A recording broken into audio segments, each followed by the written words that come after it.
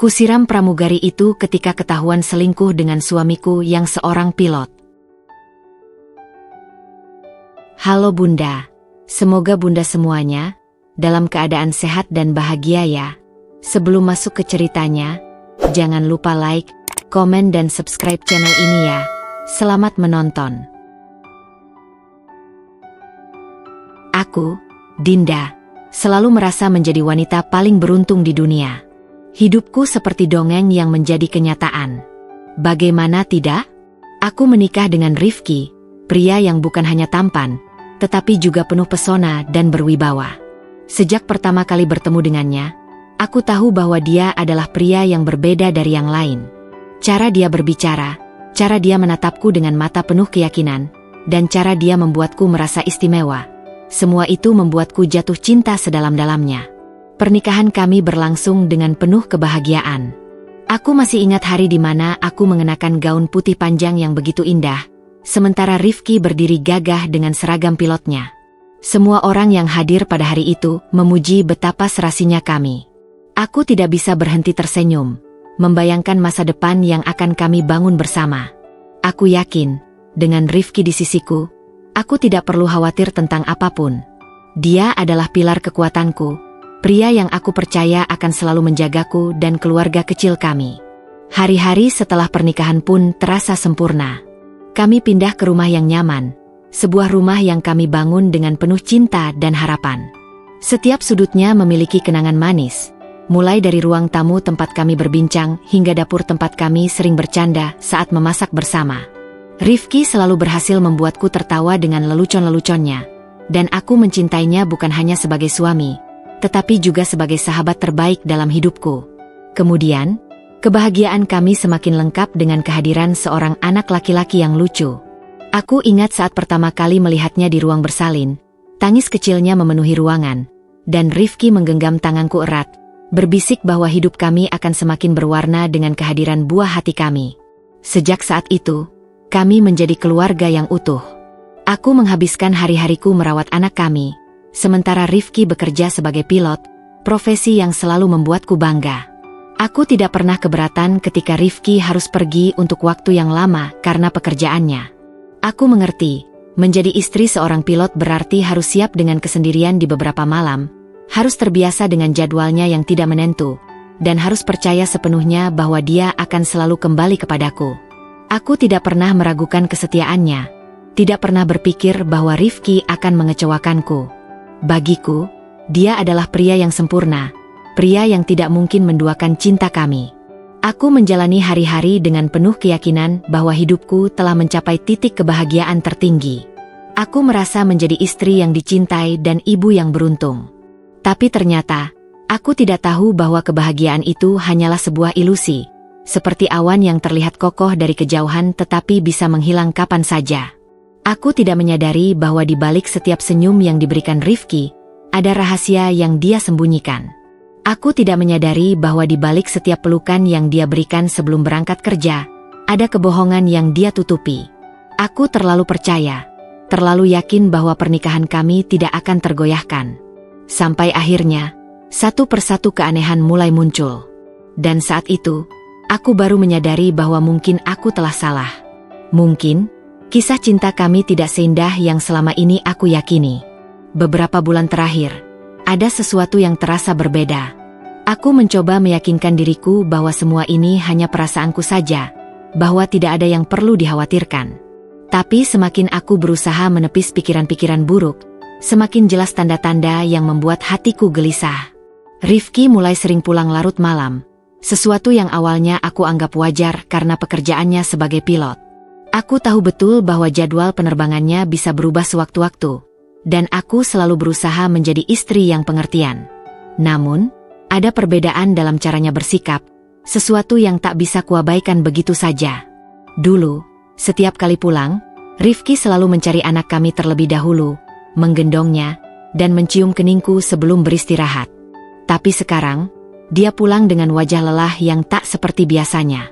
Dia melewati ruang tamu tanpa banyak bicara, langsung menuju kamar mandi, seolah ingin menghindari tatapan mataku. Ketika aku mencoba berbincang dengannya tentang pekerjaannya atau sekadar bertanya bagaimana harinya, dia hanya menjawab singkat atau bahkan terkadang hanya mengangguk sambil tetap sibuk dengan ponselnya. Dan itulah hal lain yang mulai mengganggu pikiranku, ponselnya. Rifki bukan tipe pria yang terlalu bergantung pada ponsel. Dia dulu sering meletakkannya di meja makan atau di atas kasur begitu saja tanpa rasa khawatir. Kami selalu terbuka satu sama lain, dan aku tidak pernah merasa perlu untuk mengecek isi ponselnya. Tapi sekarang, dia memperlakukannya seperti harta karun yang tidak boleh disentuh siapapun. Dia selalu membawanya kemana-mana, bahkan ke kamar mandi sekalipun. Jika ada notifikasi yang muncul, dia buru-buru melihatnya, lalu dengan cepat mengunci layar seolah menyembunyikan sesuatu. Awalnya, aku mencoba bersikap wajar. Aku tidak ingin menjadi istri yang curigaan tanpa alasan jelas. Aku pernah bertanya dengan nada bercanda, "Mas, sekarang ponselnya lebih menarik dari aku ya?" Aku berharap dia akan tertawa dan menjelaskan bahwa aku hanya terlalu banyak berpikir. Tapi alih-alih menjawab dengan candaan, dia malah terlihat sedikit terkejut sebelum akhirnya berkata, "Ah, enggak kok. Aku cuma banyak kerjaan." Jawaban itu seharusnya cukup untuk membuatku tenang. Tapi justru semakin membuatku bertanya-tanya. Sejak kapan pekerjaannya mengharuskannya untuk selalu mengecek ponsel dengan gelisah? Sejak kapan dia merasa perlu menutup layar setiap kali aku mendekat?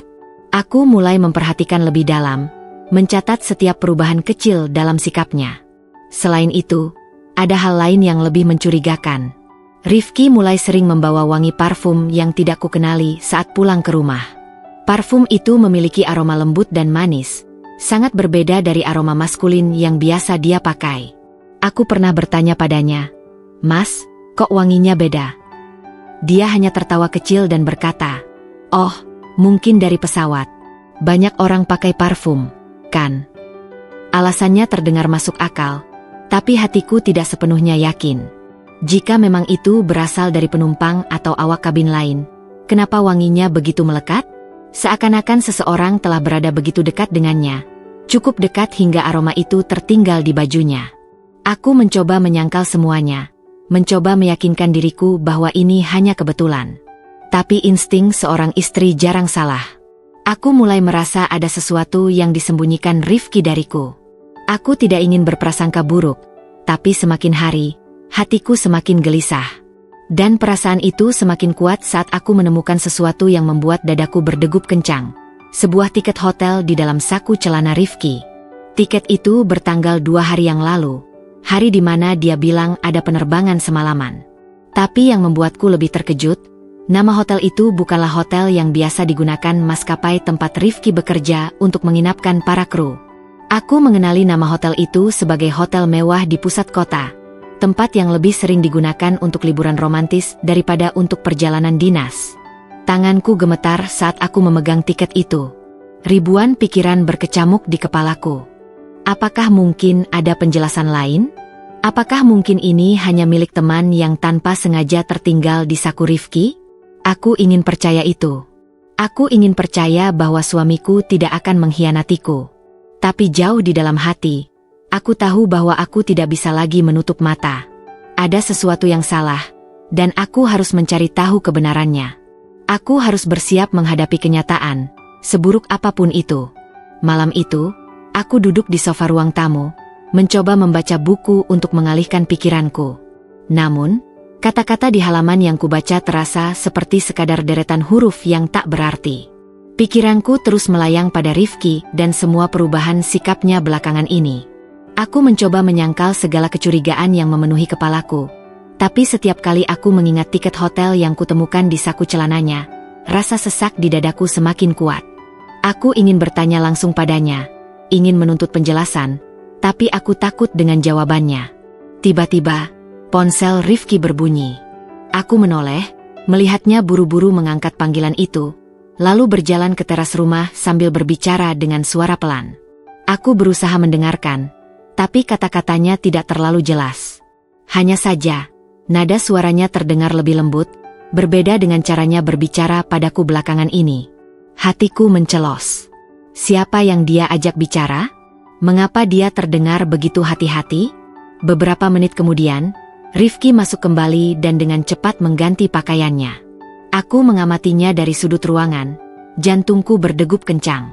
Aku harus pergi ke bandara sekarang, katanya tanpa banyak penjelasan. Kenapa mendadak? Tanyaku, mencoba terdengar setenang mungkin meski hatiku bergejolak. Ada penerbangan tambahan. Aku harus menggantikan pilot lain yang sakit, jawabnya sambil meraih tasnya.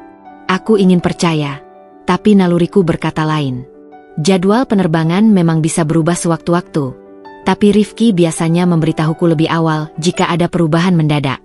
Kali ini, dia tampak begitu terburu-buru, seakan ingin segera pergi sebelum aku sempat bertanya lebih banyak. Mas, kok rasanya akhir-akhir ini sering banget ada penerbangan mendadak?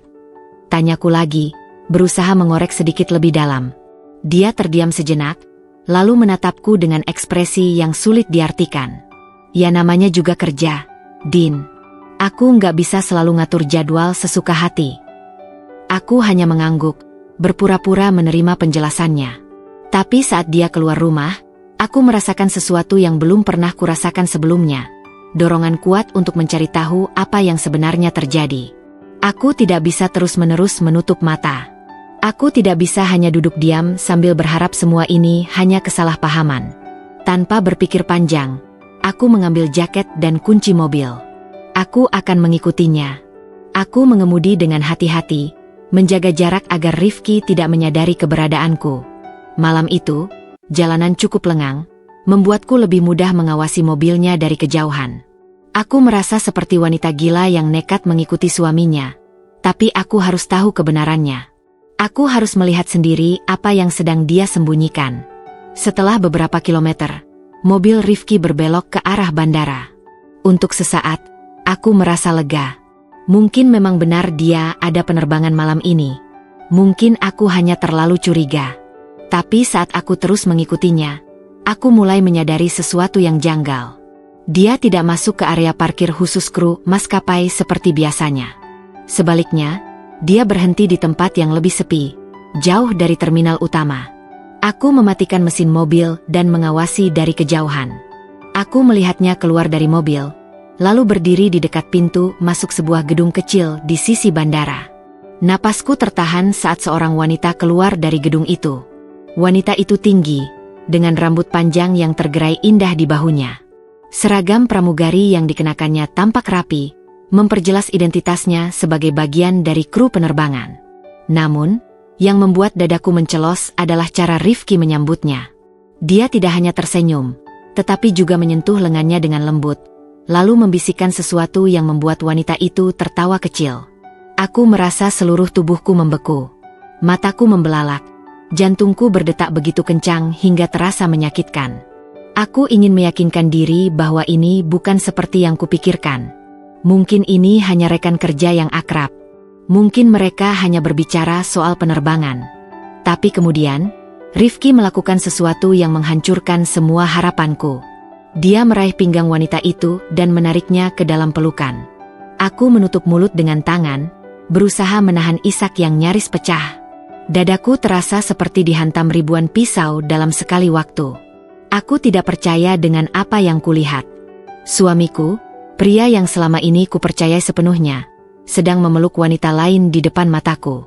Aku bisa saja keluar dari mobil saat itu juga, menghadapi mereka, menuntut penjelasan. Tapi kakiku terasa begitu lemas, seakan semua tenaga telah terkuras habis hanya karena satu pemandangan ini. Aku tidak siap. Aku tidak tahu harus berbuat apa.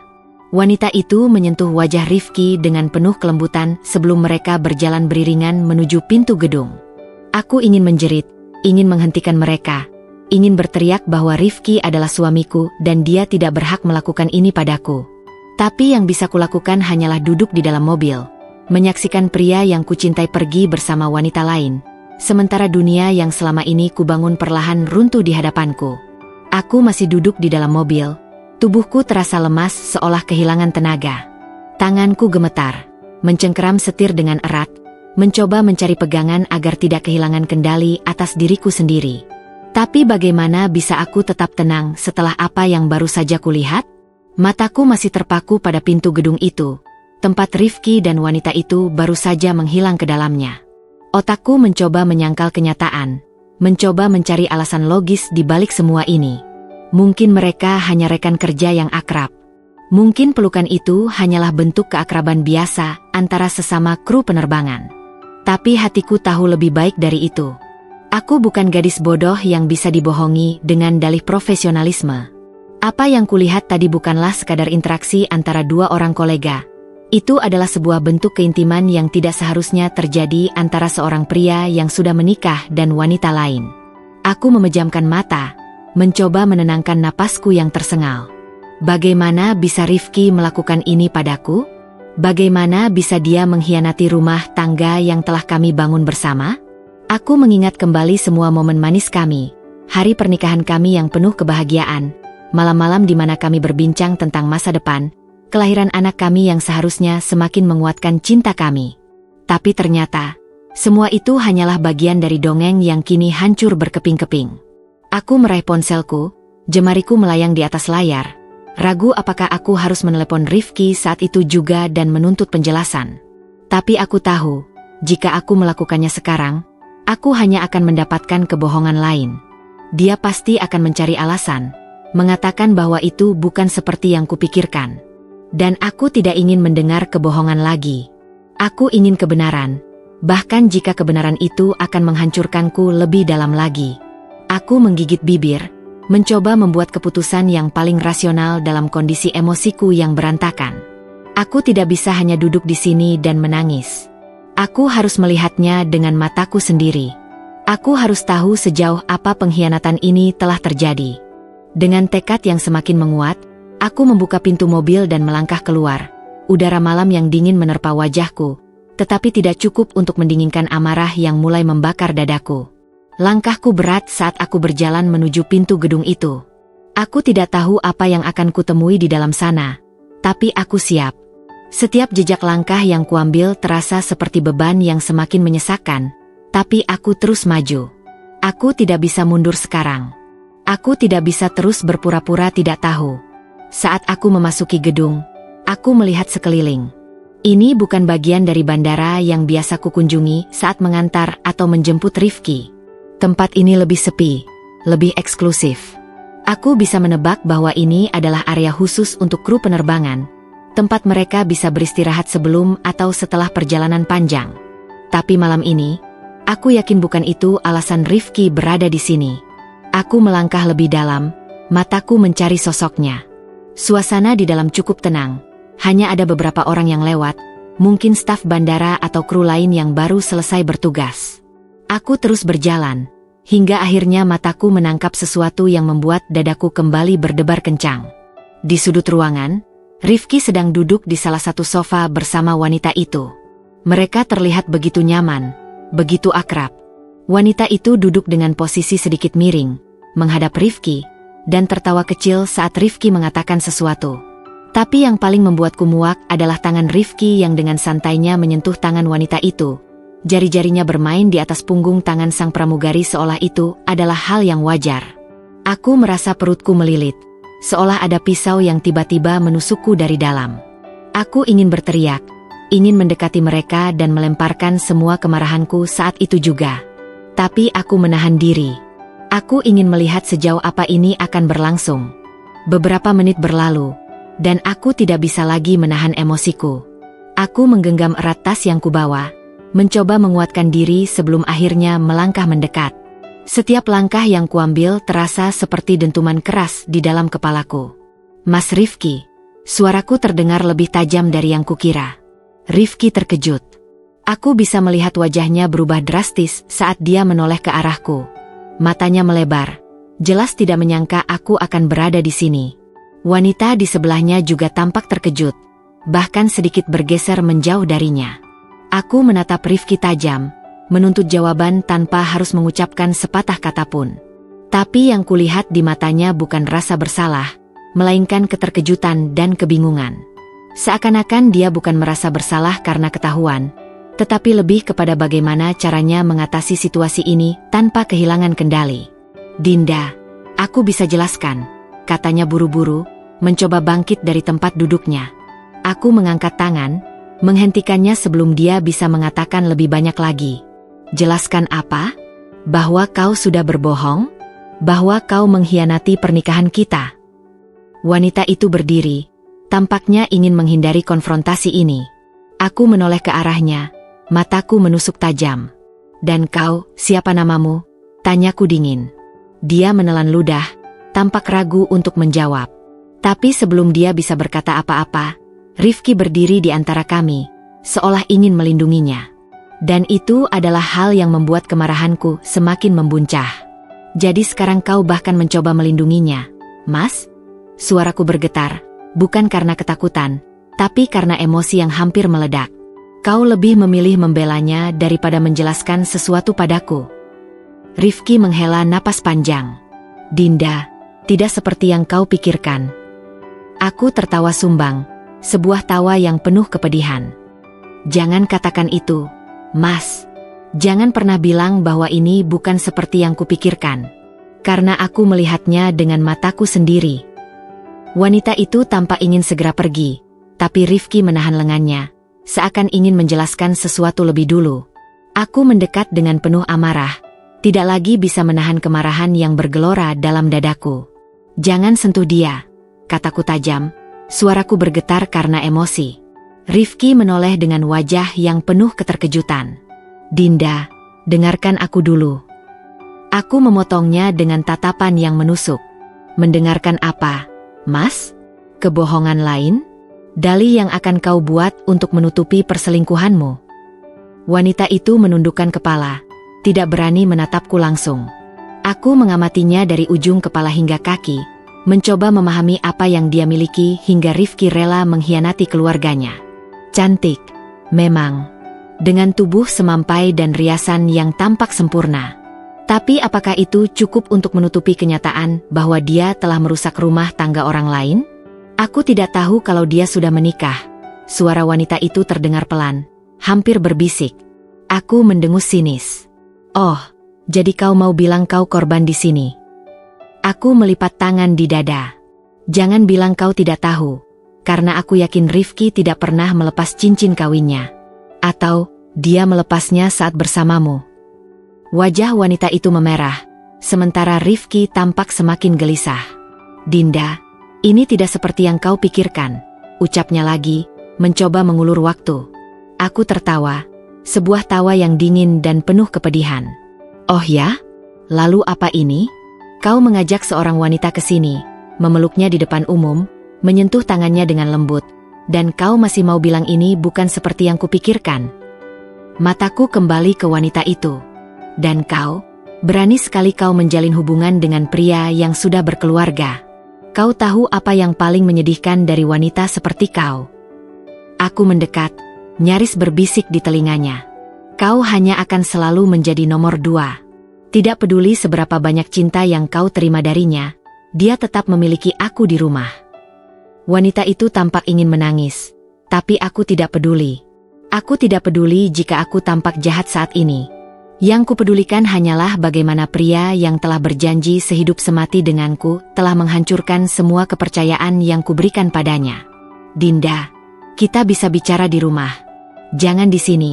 Rifki mencoba menenangkanku, tapi itu hanya membuat kemarahanku semakin memuncak. "Kenapa? Malu?"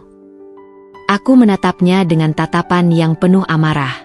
"Kau tidak malu saat memeluk wanita ini tadi, tapi sekarang kau takut orang-orang melihat kita bertengkar." Aku merogoh tas, mencari sesuatu yang bisa kulakukan untuk menyalurkan amarahku. Jari-jariku merasakan sesuatu yang dingin, sebotol air mineral yang kubawa dari rumah. Tanpa berpikir panjang, aku meraih botol itu, membuka tutupnya dengan kasar, dan dalam sekejap, air di dalamnya telah kutumpahkan ke wajah wanita itu. Dia tersentak, matanya membelalak dalam keterkejutan. Air dingin menetes dari rambutnya, membasahi seragamnya yang sebelumnya tampak rapi. Seketika, ruangan yang awalnya ramai dengan suara obrolan mendadak menjadi hening. Semua mata tertuju pada kami. "Kau pikir kau bisa merusak rumah tangga orang lain tanpa konsekuensi?" Suaraku bergetar karena marah. "Kau pikir kau bisa mengambil suamiku begitu saja dan aku hanya akan diam?" Tanganku masih terasa dingin setelah menumpahkan air ke wajah pramugari itu. Aku bisa melihat bagaimana ekspresinya berubah dari terkejut menjadi marah, seolah-olah akulah yang telah melakukan kesalahan. Rifki berdiri di antara kami, Matanya dipenuhi kebingungan dan frustrasi. Tapi aku tidak peduli. Saat ini, aku sudah terlalu jauh terluka untuk merasa bersalah atas apapun. Orang-orang mulai berkerumun, membentuk lingkaran kecil di sekitar kami. Beberapa orang menahan napas, beberapa berbisik satu sama lain, dan sebagian lainnya tampak menikmati drama yang baru saja mereka saksikan. Aku tahu betul bahwa sebentar lagi kabar ini akan menyebar, entah di kalangan pegawai bandara atau bahkan media sosial. Tapi sekali lagi, aku tidak peduli. Yang kupedulikan hanyalah bagaimana pengkhianatan ini harus dibalas dengan setimpal. Pramugari itu berdiri kaku. Air masih menetes dari rambutnya yang sempurna ditata. Matanya berkaca-kaca. Tapi aku tidak yakin apakah itu karena rasa bersalah atau hanya karena dia dipermalukan di depan umum. Dengan gerakan gemetar, dia mengusap wajahnya, lalu menatapku dengan tatapan penuh kemarahan. "Apa yang kau lakukan?" serunya, suaranya bergetar. Aku menyilangkan tangan di dadaku, menatapnya dengan tatapan tajam yang tidak sedikit pun menunjukkan penyesalan. "Aku hanya memastikan kau tahu bahwa kau tidak bisa merebut suamiku begitu saja tanpa konsekuensi," ujarku dingin. "Aku tidak merebut siapa-siapa." Dia membela diri. "Aku tidak tahu kalau dia sudah menikah." Aku tertawa sinis. "Omong kosong. Jangan bilang kau tidak pernah melihat cincin di jarinya, atau tidak pernah bertanya tentang kehidupannya di luar pekerjaannya." Aku melirik Rifki dengan penuh penghinaan. "Atau mungkin dia berbohong padamu juga? Sama seperti dia berbohong padaku selama ini." Rifki menghela napas panjang, jelas tidak nyaman dengan situasi ini. "Dinda, hentikan. Kita tidak perlu membuat keributan di sini." Aku menoleh padanya dengan tatapan penuh luka. "Tidak perlu membuat keributan." Suaraku lirih, hampir tidak terdengar. "Mas, aku baru saja menemukan suamiku bermesraan dengan wanita lain. Dan kau pikir aku akan tetap diam?" Dia mengusap wajahnya dengan kasar, tampak lelah. "Aku bisa jelaskan semuanya." Aku melangkah maju, membuat jarak kami semakin dekat. "Jelaskan." Aku mendengus. "Baiklah, Mas. Jelaskan padaku. Jelaskan bagaimana seorang pria yang berjanji setia kepada istrinya bisa berakhir di sini, di tempat ini, dengan wanita lain. Jelaskan bagaimana caranya kau bisa tidur di ranjang yang sama denganku setiap malam, sementara hatimu ternyata kau bagi dengan orang lain." Dia terdiam. Aku bisa melihat rahangnya mengeras, seolah sedang berusaha menahan sesuatu yang ingin dia katakan, tapi dia tidak bisa menemukan kata-kata yang tepat. "Kalau kau tidak bisa menjelaskan," lanjutku, "maka aku akan anggap tidak ada penjelasan yang cukup baik untuk menghapus penghinaan ini." Pramugari itu akhirnya angkat bicara lagi. Suaranya lebih tenang kali ini, meskipun masih ada sisa kemarahan dalam nada bicaranya. "Aku tidak ingin menghancurkan rumah tanggamu. Aku tidak tahu hubungan kalian seperti apa, tapi jika aku tahu sejak awal bahwa dia sudah menikah, aku tidak akan pernah terlibat." Aku menatapnya tajam. "Aku harap kau jujur dengan ucapanmu. Karena jika kau tahu tapi tetap memilih untuk melakukannya, maka kau sama buruknya dengan dia." Dia menundukkan kepala, tidak mengatakan apa-apa lagi. Mungkin, jauh di dalam hatinya, dia memang merasa bersalah. Atau mungkin, dia hanya merasa kesal karena dihina di depan umum. Rifki mencoba mendekat, tangannya terangkat seolah ingin menyentuhku, tapi aku mundur selangkah. Aku tidak ingin disentuh olehnya. Aku tidak ingin merasakan tangannya yang dulu begitu kucintai, tetapi kini hanya meninggalkan bekas luka dalam hatiku. "Aku pulang," kataku akhirnya. Suaraku bergetar. "Aku tidak akan tinggal di sini lebih lama. Aku tidak tahan berada di dekat kalian berdua." Aku berbalik dan mulai berjalan pergi. Setiap langkah terasa berat, seolah-olah kakiku membawa beban yang tak kasat mata. Aku tahu bahwa setelah ini, tidak akan ada lagi yang sama. Pernikahan yang kubangun dengan penuh cinta dan pengorbanan telah runtuh dalam satu malam. Tapi satu hal yang ku tahu pasti, aku tidak akan membiarkan diriku hancur karena pengkhianatan ini. Jika Rifki memilih untuk mengkhianati keluarga yang telah kami bangun bersama, maka itu adalah keputusannya. Tapi aku, Dinda, tidak akan pernah membiarkan diriku jatuh dan tenggelam dalam kesedihan. Malam telah larut ketika aku tiba di rumah. Langit gelap tanpa bintang, seolah ikut merasakan kesedihanku. Aku membuka pintu dengan tangan gemetar. Langkahku terasa berat. Rumah yang biasanya menjadi tempat ternyaman kini terasa dingin dan asing. Sejak aku menikah dengan Rifki, rumah ini selalu penuh dengan tawa, dengan kehangatan keluarga kecil yang kami bangun bersama. Tapi malam ini, semua itu terasa seperti ilusi yang sudah hancur berkeping-keping. Aku melangkah masuk tanpa menyalakan lampu. Biarkan kegelapan menyelimuti, karena aku tidak ingin melihat kenangan-kenangan yang melekat di setiap sudut ruangan ini. Sofa tempat kami dulu sering berbincang sambil menonton TV, meja makan tempat kami berbagi cerita setelah seharian sibuk, bahkan rak kecil di sudut ruangan tempat kami menyimpan foto-foto pernikahan.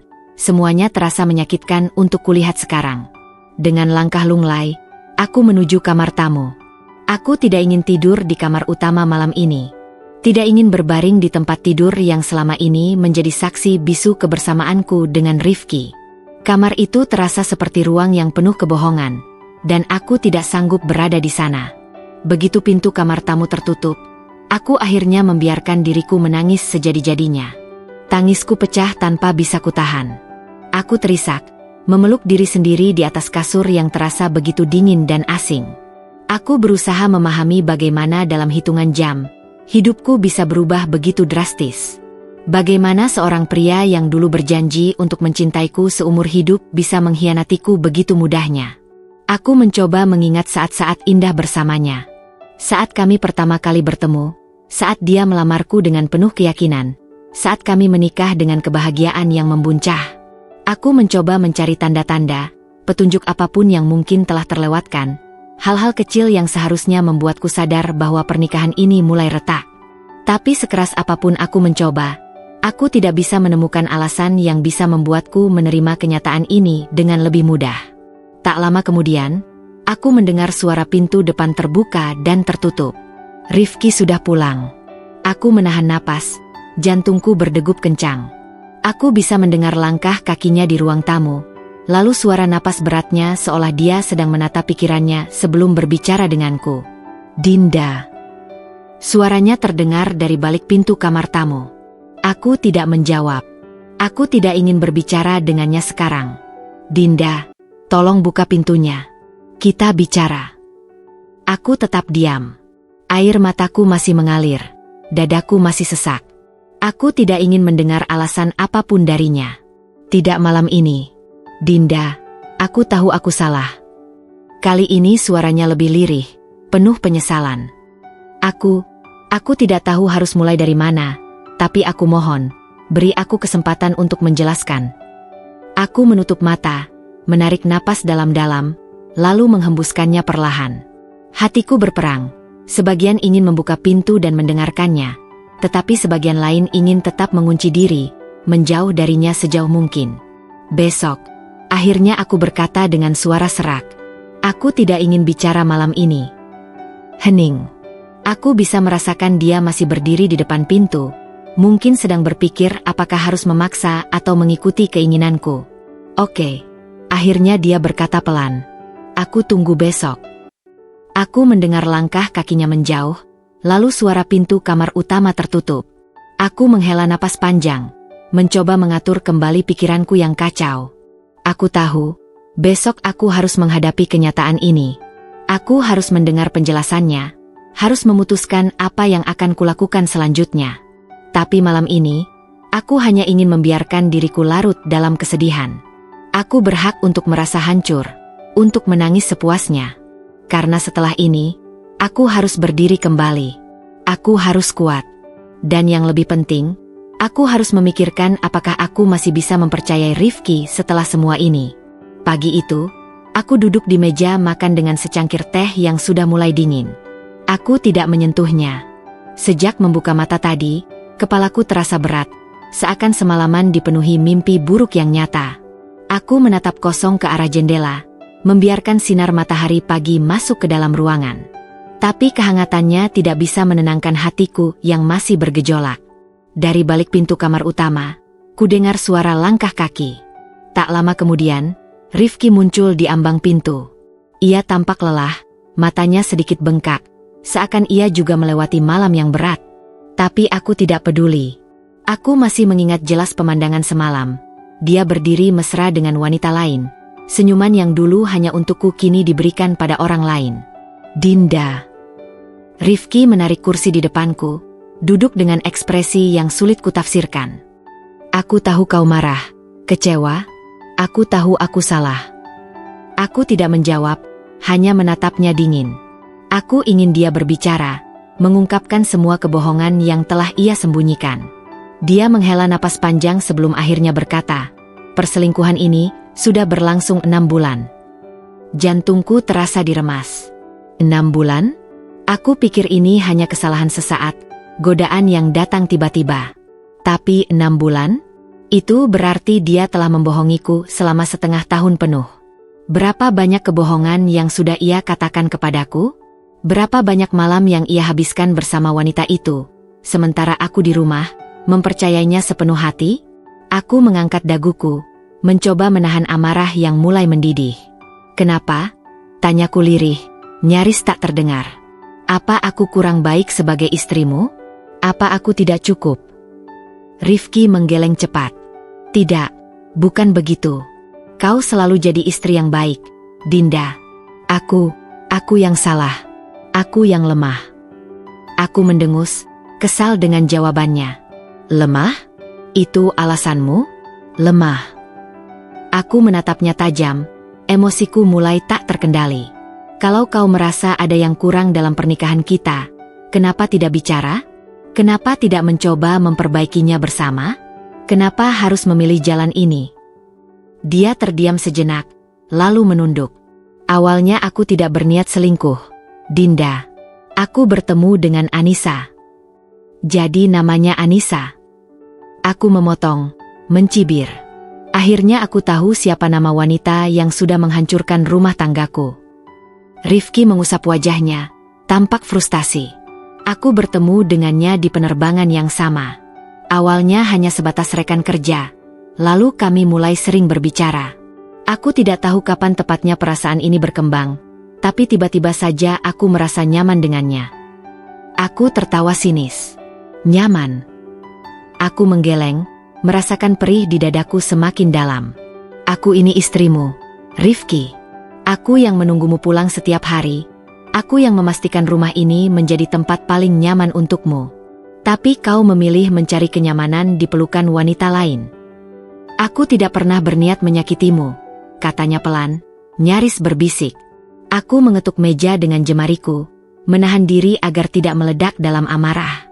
Tapi kau tetap melakukannya. Keheningan menyelimuti ruangan. Aku menatap Rifki, mencoba mencari penyesalan di matanya. Aku ingin tahu apakah dia benar-benar menyesal atau hanya ketakutan kehilangan segalanya. Apa kau mencintainya? Tanyaku akhirnya. Rifki terkejut, jelas tidak menyangka pertanyaan itu akan keluar. Dia menatapku, lalu mengalihkan pandangan ke cangkir tehnya yang belum tersentuh. Aku tidak tahu. Jawabnya lirih. Aku merasakan tubuhku gemetar. Aku ingin marah, ingin berteriak, tapi yang kurasakan hanyalah kelelahan yang luar biasa. Jika dia benar-benar mencintai wanita itu, maka pernikahan ini memang sudah tidak bisa diselamatkan. Apa kau pernah berpikir untuk meninggalkanku demi dia? Tanyaku lagi, kali ini suaraku lebih stabil, meski di dalam hatiku aku merasa seperti sedang berjalan di atas bara api. Dia menatapku lama sebelum akhirnya berkata, tidak, aku tidak pernah ingin meninggalkanmu. Aku tertawa pahit. Tapi kau tetap mengkhianatiku. Dia tidak membantah. Tidak ada alasan yang bisa membenarkan apa yang telah ia lakukan. Aku menghela napas panjang. Jadi sekarang apa? Kau ingin aku memaafkanmu? Berpura-pura bahwa ini semua tidak pernah terjadi. Aku tidak tahu. Rifki mengusap wajahnya lagi. Aku ingin memperbaiki semuanya, tapi aku tahu itu tidak mudah. Aku menatapnya tajam. Tidak. Ini bukan tentang sulit atau tidak mudah. Ini tentang sesuatu yang sudah hancur. Kepercayaan yang kau buang begitu saja. Aku berdiri, merasa tidak tahan lagi berada di ruangan yang sama dengannya. Aku butuh waktu, kataku pelan. Dan aku tidak yakin waktu bisa menyembuhkan ini. Aku meninggalkannya di meja makan, berjalan menuju kamar. Aku merasa seperti baru saja bertahan dari badai yang menghempaskanku berkali-kali. Tapi aku tahu satu hal. Aku tidak bisa lagi melihatnya dengan cara yang sama. Aku tidak bisa mencintainya seperti dulu. Setelah mendengar pengakuan Rifki, hatiku terasa semakin berat. Seharian penuh aku mengurung diri di kamar, mencoba mencerna segalanya. Namun, semakin kupikirkan, semakin sakit yang kurasakan. 6 bulan. Selama itu dia membohongiku, tidur di sampingku setiap malam seolah tidak ada yang terjadi, mencium anak kami dengan senyum palsu seakan tidak membawa dosa di dalam hatinya. Aku duduk di tepi tempat tidur, mataku menatap kosong ke arah cermin di depanku. Aku melihat bayanganku sendiri, seorang wanita yang tampak kelelahan, dengan mata sembab dan wajah yang kehilangan sinarnya. Ini bukan diriku yang dulu. Aku yang dulu adalah wanita yang percaya diri, penuh kasih sayang, dan yakin bahwa pernikahanku adalah takdir terbaik. Tapi kini, aku hanya melihat seorang istri yang dikhianati dan seorang ibu yang hatinya terkoyak. Aku tidak bisa terus seperti ini. Aku harus melakukan sesuatu. Dengan tangan gemetar, aku mengambil ponsel dan mulai membuka aplikasi galeri. Aku menggulirkan foto-foto yang pernah kuambil diam-diam dari ponsel Rifki, tangkapan layar pesan-pesan mesra mereka, foto mereka berdua di sebuah restoran, dan bahkan video singkat saat mereka bercanda di sebuah hotel. Setiap bukti yang kulihat semakin memperjelas satu hal. Aku telah dibodohi. Tanganku mengepal. Tidak, aku tidak akan diam saja. Aku harus bertindak. Aku mengambil napas panjang, lalu mulai menyusun rencana. Aku tidak bisa membiarkan Rifki lolos begitu saja tanpa konsekuensi. Aku juga tidak akan membiarkan wanita itu merasa menang setelah merebut suamiku. Jika mereka berpikir bisa menghancurkan hidupku tanpa akibat, mereka salah besar. Langkah pertama yang kulakukan adalah mengumpulkan lebih banyak bukti. Aku menyimpan semua hasil tangkapan layar di folder khusus dan mentransfernya ke laptop. Aku juga mulai mencatat detail-detail penting yang mungkin berguna nanti. Tanggal-tanggal di mana Rifki sering berbohong tentang pekerjaannya, jam-jam dia pulang larut, serta kebohongan-kebohongan yang sebelumnya tidak kusadari. Semakin aku menggali, semakin jelas bahwa perselingkuhan ini bukan sekadar hilaf atau godaan sesaat. Ini adalah pengkhianatan yang direncanakan dengan sadar. Rifki dan Anissa bukan hanya bertemu diam-diam. Mereka menikmati waktu bersama, merencanakan perjalanan, bahkan berbagi rahasia yang seharusnya hanya menjadi milik kami berdua. Aku merasa mual. Langkah berikutnya, aku menghubungi pengacara. Aku butuh nasihat hukum tentang hak asuh anak jika aku memutuskan untuk bercerai. Aku tidak akan membiarkan anakku tumbuh dalam kebohongan. Jika Rifki tidak bisa menjadi suami yang setia, aku juga ragu apakah dia bisa menjadi ayah yang baik. Sementara itu, aku harus memastikan bahwa Rifki tidak akan bisa lolos dari perbuatannya. Maka, aku mengambil keputusan besar. Aku akan melaporkan perselingkuhan ini ke maskapai tempat mereka bekerja. Aku tidak melakukannya karena dendam. Aku melakukannya karena aku tahu bahwa mereka telah melanggar kode etik perusahaan. Sebagai seorang pilot dan pramugari, mereka terikat oleh aturan ketat, dan hubungan terlarang seperti ini bisa berdampak pada karir mereka. Aku ingin Rifki tahu bahwa segala sesuatu ada konsekuensinya. Dengan bukti yang telah kukumpulkan, aku menulis email resmi kepada manajemen maskapai, melampirkan semua foto dan tangkapan layar. Aku menjelaskan bagaimana mereka telah menyalahgunakan posisi mereka sebagai karyawan, serta bagaimana perselingkuhan ini telah menghancurkan keluargaku. Begitu aku menekan tombol kirim, dadaku terasa sesak. Aku tahu, setelah ini tidak akan ada jalan untuk kembali. Aku telah membuka pintu menuju akhir dari segalanya. Malam itu, aku berbaring di tempat tidur sambil menatap langit-langit kamar.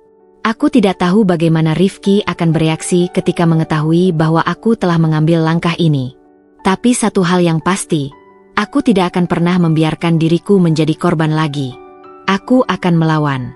Pagi itu, aku bangun dengan perasaan campur aduk. Semalam, aku telah mengirimkan email berisi laporan perselingkuhan Rifki dan Anissa ke pihak maskapai. Aku tahu bahwa langkah ini akan membawa konsekuensi besar, bukan hanya bagi mereka, tetapi juga bagi hidupku sendiri. Namun, aku tidak menyesal. Aku tidak bisa membiarkan mereka lolos tanpa menghadapi akibat dari perbuatan mereka. Aku duduk di tepi tempat tidur, mencoba mengendalikan detak jantungku yang terasa lebih cepat dari biasanya. Pikiranku dipenuhi oleh berbagai skenario tentang apa yang akan terjadi selanjutnya.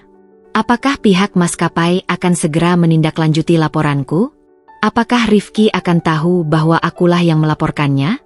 Apakah dia akan marah, atau justru merasa bersalah? Aku menarik napas panjang dan berusaha menenangkan diri. Ini bukan saatnya untuk ragu. Aku telah mengambil keputusan, dan aku harus berdiri teguh pada pilihanku. Siang harinya, aku menerima balasan dari pihak maskapai. Mereka memintaku datang ke kantor pusat untuk memberikan klarifikasi lebih lanjut. Mereka ingin mendengar langsung dariku dan melihat bukti-bukti yang aku miliki. Aku merasa sedikit lega. Setidaknya mereka menanggapi laporanku dengan serius. Aku bersiap-siap dengan hati-hati, memilih pakaian yang rapi namun tetap menunjukkan bahwa aku bukan wanita lemah yang bisa diabaikan begitu saja. Aku mengenakan kemeja putih dan celana panjang hitam, dengan rambut yang diikat sederhana. Aku ingin terlihat profesional, tetapi juga cukup tegas untuk menunjukkan bahwa aku tidak main-main. Sesampainya di kantor maskapai, aku disambut oleh seorang staf yang kemudian mengantarku ke ruang pertemuan. Ruangan itu cukup luas, dengan dinding kaca yang memperlihatkan pemandangan gedung-gedung tinggi di luar sana. Aku duduk di kursi yang disediakan, menunggu dengan perasaan tak menentu. Tak lama kemudian, seorang pria berusia sekitar 50-an masuk ke ruangan. Wajahnya tampak serius, dengan sorot mata yang tajam. Di belakangnya, ada seorang wanita yang sepertinya adalah asisten atau rekan kerjanya. Mereka duduk di hadapanku, lalu pria itu memperkenalkan diri sebagai Pak Herman, salah satu manajer senior di maskapai. Kami telah menerima laporan Anda, Bu Dinda, katanya dengan suara tenang tetapi tegas. Kami ingin mendengar langsung dari Anda mengenai kejadian ini. Aku mengangguk, lalu mulai menceritakan semuanya. Aku menjelaskan bagaimana aku mulai mencurigai perubahan sikap Rifki, bagaimana aku mengumpulkan bukti, dan akhirnya bagaimana aku menangkap mereka di bandara. Saat aku berbicara, aku berusaha menahan emosiku. Aku tidak ingin terlihat sebagai istri yang hanya dipenuhi amarah dan dendam. Aku ingin mereka melihatku sebagai seseorang yang mencari keadilan. Setelah aku selesai berbicara, Pak Herman mengangguk pelan. Kami memahami bahwa ini adalah situasi yang sulit bagi Anda. Namun, kami juga harus memastikan bahwa laporan ini benar sebelum kami mengambil tindakan lebih lanjut. Aku mengeluarkan ponselku dan mulai menunjukkan bukti-bukti yang telah aku kumpulkan. Tangkapan layar percakapan mereka, foto-foto saat mereka bersama, bahkan video singkat yang kuambil saat mereka berduaan di bandara. Pak Herman dan asistennya memperhatikan dengan seksama, sesekali bertukar pandang seolah sedang menilai apakah bukti-bukti ini cukup kuat. Setelah beberapa saat, Pak Herman menatapku dengan serius. Terima kasih telah memberikan informasi ini, Bu Dinda. Kami akan melakukan investigasi internal dan menindaklanjuti kasus ini sesuai dengan kebijakan perusahaan. Aku mengangguk. Saya hanya ingin keadilan, Pak. Saya tidak ingin orang lain mengalami hal yang sama seperti saya. Pak Herman tersenyum tipis, tetapi aku bisa melihat ketegasan di matanya. Kami menghargai keberanian Anda untuk melaporkan ini. Kami akan memastikan bahwa kebijakan perusahaan ditegakkan dengan adil. Setelah pertemuan selesai, aku keluar dari kantor maskapai dengan perasaan yang sedikit lebih lega. Aku tahu bahwa ini bukan akhir dari segalanya, tetapi setidaknya aku telah mengambil langkah pertama untuk menegakkan keadilan. Beberapa hari setelah pertemuanku dengan pihak maskapai, aku mulai merasakan ketegangan yang semakin nyata di rumah. Rifki tampak lebih gelisah dari biasanya.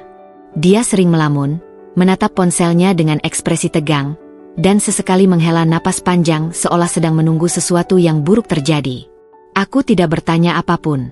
Aku hanya diam, memperhatikannya dalam kebisuan. Hingga suatu sore, saat aku sedang menyuapi anak kami di ruang makan, Rifki tiba-tiba pulang lebih awal dari biasanya. Wajahnya pucat, matanya terlihat merah seperti habis mengalami sesuatu yang berat. Dia berdiri di ambang pintu dengan ekspresi kosong, seolah tak percaya pada apa yang baru saja menimpanya. Aku tidak berkata apapun. Aku hanya menatapnya dengan tatapan penuh arti, menunggu dia berbicara terlebih dahulu. Dinda, suaranya serak, hampir seperti bisikan. Aku meletakkan sendok di tangan, menoleh ke arahnya dengan tenang. Ada apa? Dia tidak langsung menjawab. Dia menelan ludahnya dengan susah payah, lalu berjalan pelan ke arah sofa dan menjatuhkan dirinya di sana. Tangannya menggenggam rambutnya sendiri, kepalanya tertunduk. Aku dipecat, katanya akhirnya, suaranya nyaris tak terdengar. Jantungku berdetak lebih cepat. Meski aku sudah menduga ini akan terjadi, tetap saja mendengar kabar itu langsung darinya terasa begitu nyata. Namun, aku tidak menunjukkan keterkejutan. Aku menggigit bibir bawahku, berusaha menahan emosi yang berkecamuk dalam dadaku. Sebagian dari diriku merasa lega, akhirnya keadilan ditegakkan. Tapi bagian lain dari diriku merasa sedih, bukan karena aku masih mencintainya, tetapi karena aku tahu betapa besar arti pekerjaan ini bagi Rifki. Aku tahu betapa dia mencintai pekerjaannya sebagai pilot, bagaimana dia bekerja keras untuk sampai di posisi itu. Namun, aku juga tidak bisa bersikap lunak. Aku tidak bisa merasa kasihan pada seseorang yang telah mengkhianatiku. Bagaimana dengan Anissa? Tanyaku akhirnya. Suaraku terdengar lebih tenang dari yang aku kira. Rifki mengangkat wajahnya, matanya penuh kelelahan. Dia juga dipecat, katanya pelan. Kami berdua kehilangan segalanya. Aku mengangguk kecil, tetapi tidak mengatakan apapun. Aku hanya menatapnya, mencoba membaca pikirannya. Apakah dia menyesali perbuatannya? Apakah dia sadar bahwa semua ini adalah akibat dari pilihannya sendiri? Apa kau puas sekarang? Rifki tiba-tiba bertanya, suaranya sedikit bergetar. Apa ini yang kau inginkan, Dinda? Melihat aku kehilangan pekerjaan, melihat aku jatuh seperti ini. Aku menarik napas dalam-dalam sebelum menjawab. Aku tidak pernah menginginkan ini terjadi, Mas. Aku hanya ingin keadilan. Rifki tertawa kecil, tetapi tanpa kebahagiaan. Keadilan? Ulangnya dengan nada getir. Atau kau hanya ingin balas dendam? Aku menggeleng pelan. Jika aku ingin balas dendam, aku bisa melakukan lebih dari ini. Tapi aku tidak melakukannya, karena aku tidak serendah itu. Aku hanya ingin kau sadar, Rifki, bahwa setiap perbuatan ada konsekuensinya. Aku ingin kau tahu bagaimana rasanya kehilangan sesuatu yang berharga. Seperti yang kau lakukan padaku. Dia terdiam. Tidak ada lagi yang bisa dia katakan, karena dia tahu aku benar. Malam itu, suasana rumah menjadi begitu sunyi. Rifki menghabiskan waktu di kamar kerja, sementara aku tidur di kamar sendiri bersama anak kami.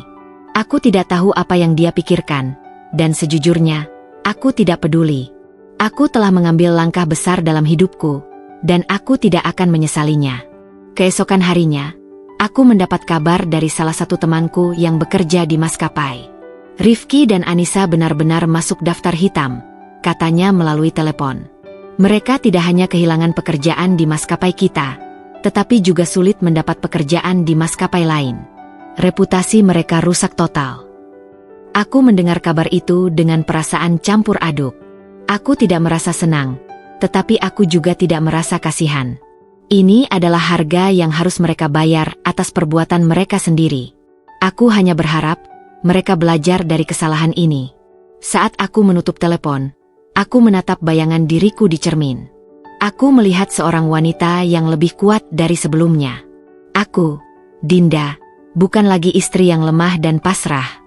Aku telah berdiri untuk diriku sendiri. Dan aku akan terus melangkah ke depan, tanpa melihat ke belakang.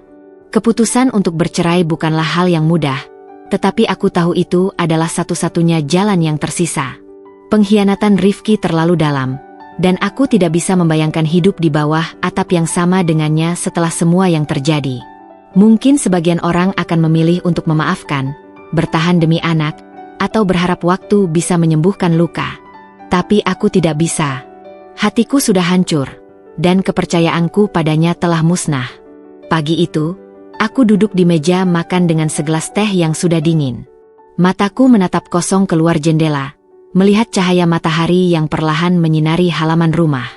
Aku tahu aku harus segera bertindak. Aku tidak bisa menunda lagi. Dengan tangan gemetar, aku mengambil ponsel dan menghubungi seorang pengacara yang direkomendasikan oleh sahabatku. Bu Dinda, Anda ingin mengajukan gugatan cerai. Suara di ujung telepon terdengar tenang, tetapi tajam. Aku menarik napas panjang sebelum menjawab, "Iya, Pak. Saya sudah mantap dengan keputusan saya." Dalam waktu 1 jam, aku sudah duduk di sebuah kantor hukum kecil namun elegan di pusat kota. Pengacara itu, Pak Arif, adalah pria berusia 40-an dengan wajah ramah tetapi serius. Dia mendengarkan ceritaku dengan seksama, mencatat setiap detail penting sambil sesekali mengangguk. "Dengan bukti perselingkuhan yang Anda miliki, kasus ini bisa berjalan lebih cepat," katanya akhirnya. "Apakah suami Anda akan setuju dengan perceraian ini, atau dia akan melawan?" Aku terdiam sejenak. Aku tidak tahu pasti apa yang ada di pikiran Rifki sekarang. Setelah pemecatannya, dia menjadi lebih diam, lebih tertutup. Dia tidak lagi mencoba membela diri atau membujukku untuk memaafkannya. Mungkin dia sadar bahwa tidak ada jalan kembali untuk kami. "Aku rasa dia tidak akan melawan," jawabku akhirnya. "Dia tahu ini sudah berakhir." Pak Arif mengangguk. "Baik, kami akan segera mengajukan gugatan. Anda ingin mengajukan hak asuh anak juga?" Pertanyaan itu membuatku semakin yakin bahwa aku melakukan hal yang benar. "Ya, tentu saja. Aku tidak akan membiarkan anakku tinggal dengannya." Proses hukum pun dimulai.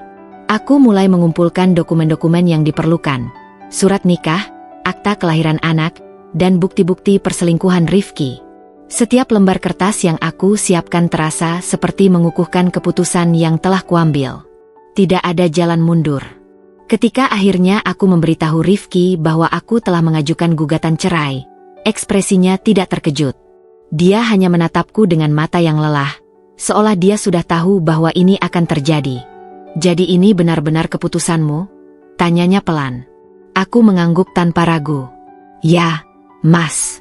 Aku tidak bisa hidup dengan seseorang yang telah mengkhianatiku seperti ini."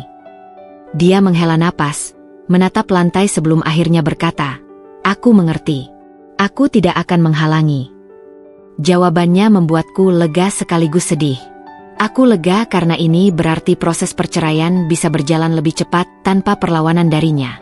Tapi aku juga merasa ada kepedihan yang menggantung di udara. Sebuah kesadaran bahwa ini adalah akhir dari semua yang pernah kami bangun bersama. Hari demi hari berlalu dengan berbagai prosedur hukum yang melelahkan. Aku harus menghadiri beberapa pertemuan dengan pengacara, mengisi berbagai formulir, dan menghadapi pertanyaan dari keluarga serta teman-teman. Beberapa orang mencoba membujukku untuk berpikir ulang, mengatakan bahwa perceraian bukanlah solusi. Tapi aku tidak goyah. Ketika hari sidang pertama tiba, aku melangkah ke pengadilan dengan hati yang berat tetapi penuh kepastian.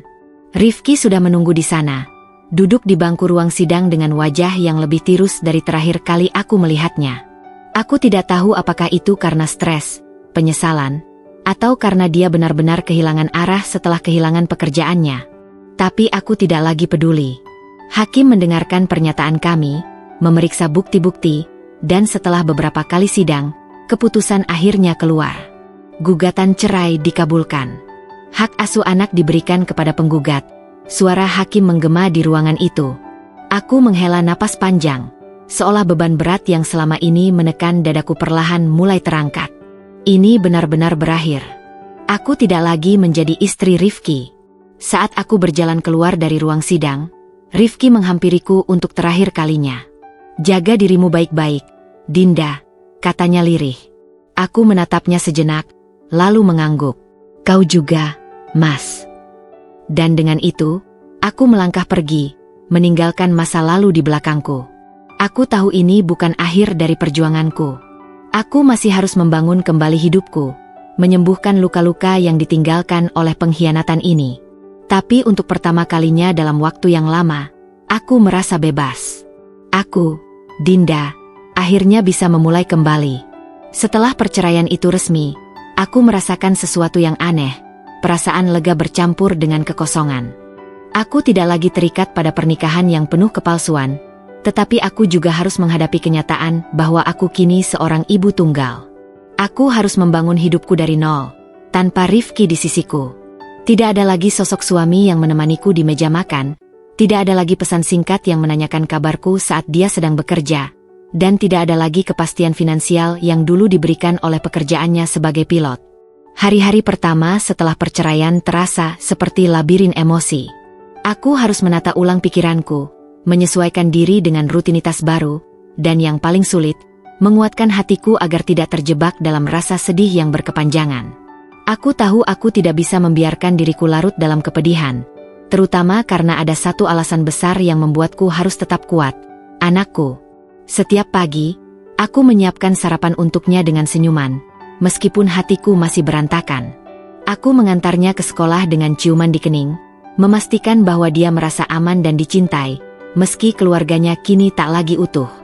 Aku ingin dia tumbuh tanpa merasa kehilangan, tanpa merasa bahwa perceraian ini merenggut kebahagiaannya. Namun, di balik semua itu, aku juga harus memikirkan masa depanku sendiri. Aku tidak bisa terus bergantung pada tabungan yang semakin menipis. Aku harus mencari pekerjaan, harus mandiri, harus membuktikan bahwa aku bisa bertahan tanpa Rifki. Aku mulai mencari peluang, menghubungi teman-teman lama, dan menjelajahi berbagai opsi yang bisa kugunakan untuk menghasilkan uang. Hingga suatu hari, saat aku sedang membuka laptop di ruang tamu, aku melihat kembali channel YouTube-ku yang dulu sempat terlantar, Diary Daily. Aku dulu membuat channel itu untuk berbagi kisah tentang kehidupan rumah tangga, parenting, dan pengalaman pribadi sebagai seorang istri dan ibu. Tapi setelah menikah dengan Rifki, aku jarang mengurusnya lagi. Kini, saat melihat kembali video-videoku yang lama, aku menyadari sesuatu. Aku punya suara, aku punya cerita, dan aku punya kesempatan untuk membantu wanita lain yang mungkin mengalami hal serupa denganku. Dengan tekad baru, aku kembali menghidupkan Diary Daily. Aku mulai membuat konten tentang perjalanan hidupku setelah perceraian, tentang bagaimana aku bangkit dari pengkhianatan, tentang bagaimana aku menemukan kekuatan dalam diriku sendiri.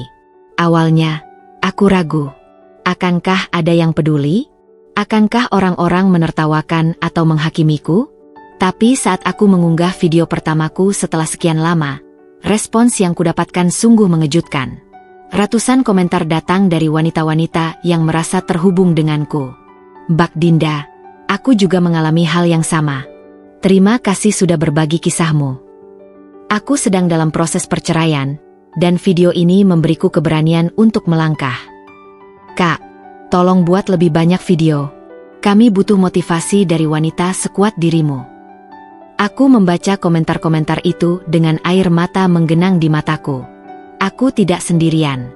Ada begitu banyak wanita di luar sana yang juga sedang berjuang, yang juga terluka, dan yang juga mencari cara untuk bangkit.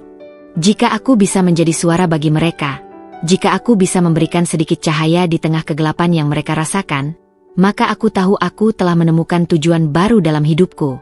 Seiring waktu, channel Diary Daily semakin berkembang. Aku mulai mendapat lebih banyak subscriber, lebih banyak dukungan, dan bahkan beberapa brand mulai menawarkan kerjasama. Aku tidak hanya mendapatkan kembali kepercayaan diriku, tetapi juga mendapatkan sumber penghasilan baru. Aku tidak lagi merasa seperti wanita yang ditinggalkan. Aku merasa seperti seseorang yang kembali menemukan jati dirinya. Namun, meskipun kehidupanku mulai membaik, ada satu hal yang masih menjadi tantangan besar. Bagaimana menjelaskan semuanya kepada anakku?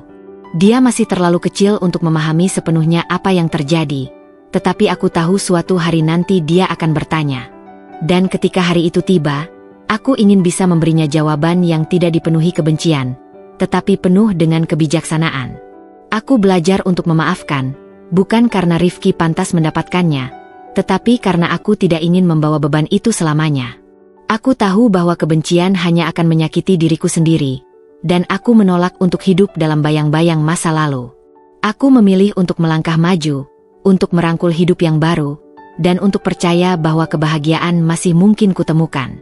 Kini, setiap malam sebelum tidur, aku melihat anakku tidur dengan damai di sampingku. Aku menyadari bahwa aku mungkin tidak memiliki kehidupan yang sempurna, tetapi aku memiliki sesuatu yang jauh lebih berharga, kebebasan, ketenangan, dan kesempatan untuk memulai kembali. Aku, Dinda, bukan lagi wanita yang hancur karena pengkhianatan. Aku adalah wanita yang bangkit dari luka, yang menemukan kekuatannya sendiri, dan yang siap menghadapi hidup dengan kepala tegak. Aku tahu, perjalanan ini belum selesai, tetapi aku siap untuk melaluinya. Karena aku percaya, setelah badai, akan selalu ada pelangi yang menunggu di ujung sana. Beberapa bulan setelah perceraian kami resmi, aku mulai mendengar kabar tentang kehidupan Mas Rifki dan pramugari itu. Aku tidak sengaja mendapatkan informasi ini dari seorang kenalan yang masih bekerja di maskapai yang sama. Aku sebenarnya tidak terlalu ingin tahu, tetapi tetap saja, ada bagian dari diriku yang ingin memastikan apakah karma benar-benar bekerja seperti yang sering dikatakan orang-orang. Mas Rifki, yang dulu hidup dengan nyaman sebagai pilot, kini mengalami kesulitan keuangan yang cukup parah. Setelah dipecat, dia kehilangan sumber pendapatan utama. Mencari pekerjaan sebagai pilot di maskapai lain bukanlah hal yang mudah, terutama setelah skandal perselingkuhan itu tersebar luas di industri penerbangan.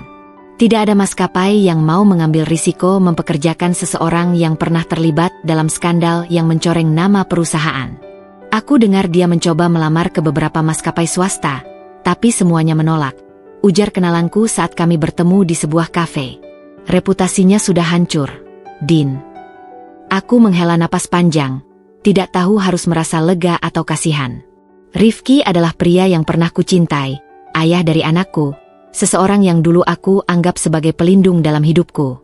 Namun, pengkhianatan yang dia lakukan membuat semua kenangan manis itu memudar.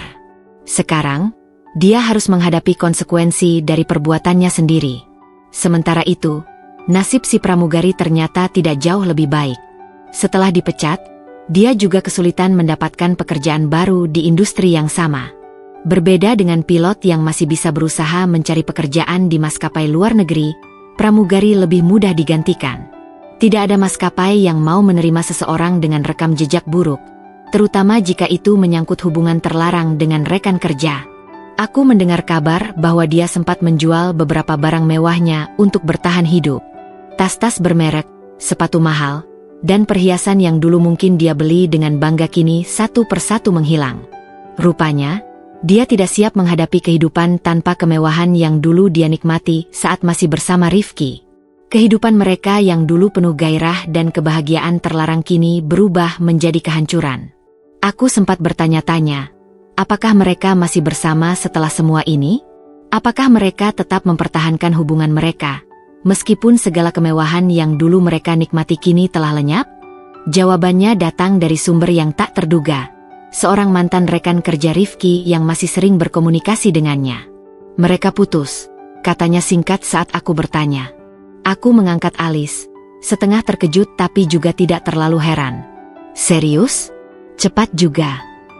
Iya, setelah kehilangan pekerjaan, mereka mulai sering bertengkar. Si pramugari merasa Rifki tidak lagi bisa memberinya kehidupan mewah, sementara Rifki mulai sadar bahwa dia telah menghancurkan hidupnya sendiri demi seseorang yang ternyata tidak benar-benar mencintainya. Aku tersenyum kecil, bukan karena bahagia melihat penderitaan mereka, tetapi lebih kepada kepuasan bahwa keadilan akhirnya berjalan dengan sendirinya.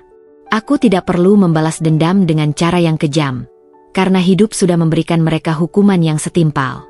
Aku membayangkan bagaimana dulu mereka mungkin saling berbisik manis, berpikir bahwa hubungan terlarang mereka adalah cinta sejati. Tapi kenyataannya, hubungan yang dibangun di atas pengkhianatan jarang sekali bertahan lama.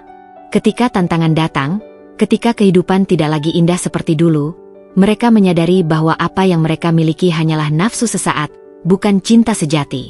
Rifki, yang dulu begitu percaya diri dengan statusnya sebagai pilot, kini hanya seorang pria yang kehilangan segalanya. Sementara pramugari itu, yang dulu merasa bisa merebut suami orang dengan mudah, kini hanya seorang wanita yang tersesat tanpa arah. Namun, meskipun aku tahu mereka telah mendapatkan balasan atas perbuatan mereka, aku tidak merasakan kepuasan yang berlebihan. Aku hanya merasa tenang. Tenang karena aku tidak lagi terjebak dalam hubungan yang penuh kepalsuan. Tenang karena aku berhasil melewati badai tanpa harus menjadi orang yang pendendam. Aku tidak tahu bagaimana kehidupan mereka akan berjalan di masa depan. Mungkin Rifki akan menemukan cara untuk bangkit kembali, atau mungkin dia akan terus terpuruk dalam penyesalan. Mungkin pramugari itu akan belajar dari kesalahannya, atau mungkin dia akan kembali mencari mangsa baru. Itu bukan lagi urusanku. Yang aku tahu, aku telah melangkah maju. Aku telah menemukan kembali diriku sendiri, membangun hidup baru yang jauh lebih baik. Aku tidak perlu melihat ke belakang lagi, karena masa depan yang lebih cerah telah menungguku. Setelah semua yang terjadi, aku duduk di teras rumah sambil memandangi langit senja yang mulai berubah warna. Angin sore berembus pelan, membawa ketenangan yang dulu terasa begitu jauh dariku. Aku menarik napas panjang, mencoba meresapi setiap pelajaran yang kuterima dari perjalanan panjang yang penuh luka ini. Dulu, aku berpikir bahwa pernikahan adalah akhir dari pencarian kebahagiaan. Aku mengira bahwa jika seorang wanita telah menikah, terutama dengan pria yang tampak sempurna seperti Rifki, maka hidupnya akan berjalan mulus. Aku membayangkan rumah tangga yang harmonis, dipenuhi kasih sayang dan kebahagiaan yang bertahan selamanya. Tapi ternyata, kenyataan jauh berbeda dari dongeng-dongeng yang pernah kuceritakan pada diriku sendiri. Aku belajar bahwa pernikahan bukan hanya tentang cinta, tetapi juga tentang komitmen, kejujuran, dan rasa hormat. Tanpa tiga hal itu, cinta hanyalah kata kosong yang tak memiliki makna. Aku mencintai Rifki dengan tulus, tetapi aku tidak bisa memaksanya untuk tetap setia. Kesalahan yang dia buat bukan karena aku kurang baik, kurang cantik, atau kurang perhatian. Itu adalah pilihan yang dia ambil sendiri, dan aku tidak bisa disalahkan atas keputusannya. Pelajaran terpenting yang kudapat adalah bahwa kebahagiaan seorang wanita tidak seharusnya bergantung pada seorang pria. Sejak kecil, kita sering diajarkan bahwa seorang wanita harus menikah untuk bisa merasa utuh, bahwa kebahagiaan sejati hanya bisa ditemukan dalam pernikahan. Tapi aku kini sadar, kebahagiaan tidak terletak pada status hubungan, melainkan pada bagaimana kita mencintai dan menghargai diri sendiri. Aku juga belajar bahwa pengkhianatan bukanlah akhir dari segalanya. Ya, awalnya rasanya seperti dunia runtuh. Aku merasa kehilangan segalanya, kepercayaan, harga diri, dan harapan akan masa depan yang indah. Tapi setelah melewati proses panjang untuk menyembuhkan diri, aku menyadari bahwa justru di titik terendah itulah aku menemukan kekuatanku yang sesungguhnya. Aku belajar untuk bangkit, untuk tidak membiarkan rasa sakit menghancurkanku, dan yang terpenting, untuk tidak membiarkan pengkhianatan orang lain mengubahku menjadi orang yang penuh kebencian. Keikhlasan adalah pelajaran lain yang kupelajari dengan susah payah. Butuh waktu lama bagiku untuk menerima kenyataan bahwa tidak semua orang yang kita cintai akan memperlakukan kita dengan baik. Aku pernah bertanya-tanya, mengapa Rifki tega mengkhianatiku? Mengapa dia memilih wanita lain padahal aku telah memberikan seluruh hatiku padanya? Tapi kemudian aku menyadari, terkadang kita tidak akan pernah mendapatkan jawaban dari semua pertanyaan itu. Dan itu tidak masalah. Yang penting bukan mencari alasan atas perbuatannya, melainkan menerima bahwa hal itu sudah terjadi dan tidak bisa diubah. Aku juga belajar bahwa memaafkan bukan berarti melupakan. Aku tidak akan pernah melupakan bagaimana Rifki mengkhianatiku, bagaimana aku menangis dalam diam setiap malam, dan bagaimana aku merasa begitu hancur saat melihatnya bersama wanita lain. Tapi aku memilih untuk memaafkan, bukan untuknya, melainkan untuk diriku sendiri. Aku tidak mau selamanya membawa dendam di hatiku, karena aku tahu, dendam hanya akan membebani langkahku menuju kebahagiaan yang baru. Salah satu hal yang paling sulit tetapi paling penting yang kupelajari adalah mencintai diri sendiri. Selama ini, aku terlalu sibuk mencintai Rifki, mencoba menjadi istri yang baik, dan memastikan bahwa rumah tangga kami tetap harmonis, sampai aku lupa bahwa aku juga berhak mendapatkan cinta dan perhatian dari diriku sendiri. Setelah perceraianku, aku mulai melakukan hal-hal yang dulu tidak pernah sempat kulakukan, membaca buku yang kusuka, melakukan perjalanan kecil bersama anakku, dan bahkan mulai merawat diri dengan cara yang lebih baik. Aku belajar bahwa mencintai diri sendiri bukanlah bentuk egoisme, tetapi sebuah kebutuhan agar aku bisa kembali merasa utuh. Kini, aku tidak lagi melihat perpisahanku sebagai sebuah kegagalan, melainkan sebagai sebuah titik balik. Aku tidak lagi merasa bahwa aku adalah korban, tetapi seseorang yang telah berhasil melewati badai dan keluar dengan lebih kuat. Aku bukan lagi Dinda yang dulu, yang bergantung pada orang lain untuk bahagia. Aku adalah Dinda yang baru, seorang wanita yang tahu nilai dirinya, yang tidak takut untuk berjalan sendiri, dan yang percaya bahwa hidup selalu punya cara untuk memberikan kebahagiaan baru, selama kita bersedia membukakan pintu untuknya. Saat matahari semakin tenggelam di ufuk barat, aku tersenyum kecil. Aku tahu, masih banyak tantangan yang harus kuhadapi di masa depan. Tetapi kali ini, aku tidak akan takut. Aku siap untuk menghadapi semuanya. Karena aku tahu, aku lebih kuat dari yang pernah kukira. Aku duduk di teras rumah, memandangi senja yang mulai beranjak.